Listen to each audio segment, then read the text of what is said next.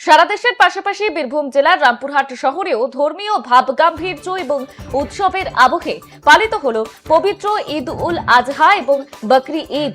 বৃহস্পতিবার সকালে রামপুরহাট শহরের ভাটশালা মোড় সংলগ্ন ঈদগাহ ময়দানে হাজার হাজার মুসলিম ধর্মাবলম্বী মানুষ একত্রিত হয়ে ঈদের নামাজ আদায় করেন। সকাল থেকেই ঈদগাহ ময়দান চত্বরে ভিড় জমাতে শুরু করেন ধর্মপ্রাণ মানুষজন, প্রবীণ থেকে শুরু করে যুবক। পাশাপাশি নতুন পোশাকে সেজে ছোট ছোট শিশুরাও পরিবারের সদস্যদের সঙ্গে ঈদের নামাজে অংশ নিতে উপস্থিত হয়।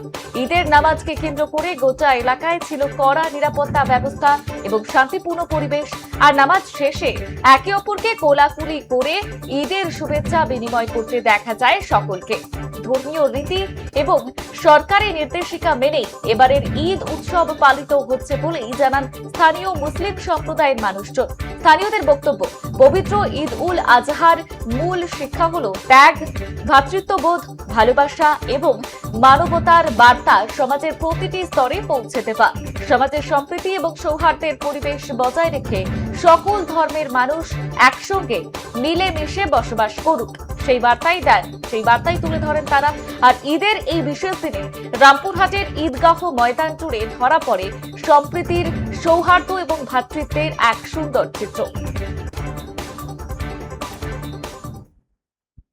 আজহা বলে, ঠিক আছে, এটা বকরিদ বলা হয়। তো এবারে যা সরকারি নিয়ম অনুযায়ী অ্যাকচুয়ালি আমাদের যেগুলো করণীয় এরপরে সেটা একটু বন্ধ রেখেছে।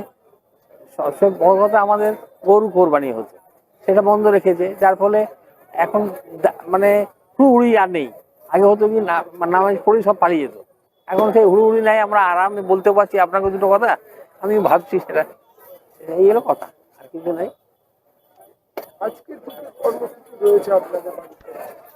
হ্যাঁ, এমনি তো যা হয়, এই ঈদ এবং বকরিদ এই দুটো পর্বেই আমাদের ঘরে খাওয়া দাওয়া যেগুলো করণীয়, ঈদ, সিমুই,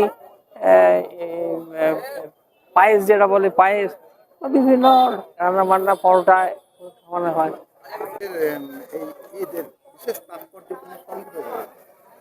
আজকে আমাদের খুশির দিন, ঈদ উল আজহার দিন, আর খুব পবিত্র দিন।